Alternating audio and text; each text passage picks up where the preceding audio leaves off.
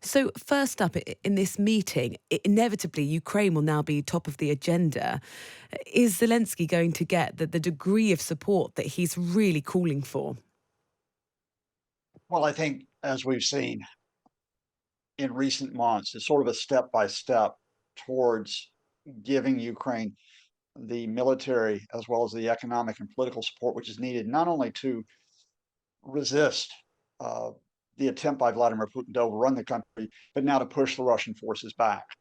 So the narrative at the start of the year, you might remember, would be would Ukraine get the military equipment on the ground, including the heavy battle tanks? Well, that has happened. It happened perhaps too slowly for people's likings, but eventually we're talking about scores of German-made Leopard tanks that have now been delivered by an international coalition. We have seen that importantly, however, with other systems, with rocket systems, including the American HIMARS systems. We've seen it now with Britain supplying the Storm Shadow missile systems, and we're seeing it with the movement, again, step by step, to providing Ukraine with the air power, including fighter jets, which are needed. All of this is really interwoven with what we expect will be fairly soon the Ukrainian counteroffensive in the east and south of the country to try to build on the gains they made last autumn.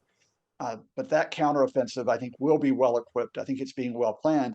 And I think it is probably the main reason why suspicion falls on Russia for blowing up the Novakakova Dam 2 days ago and causing the massive flooding and environmental disaster in southern Ukraine.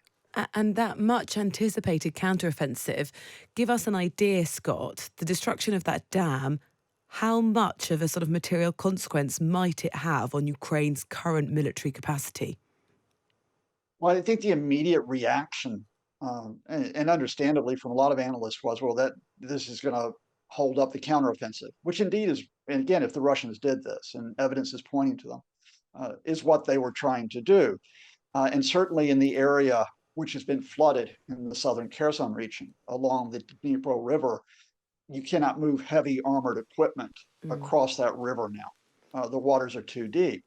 But if Ukraine wants to make an advance in the southern part of the country, then you can move uh, armor and heavy equipment further upstream across the Dnipro River, closer to Dnipro City. So they don't necessarily have to use the area that is flooded. And significantly, let's not forget that Ukraine is also looking to make advances in the east of the country, in the Donbass.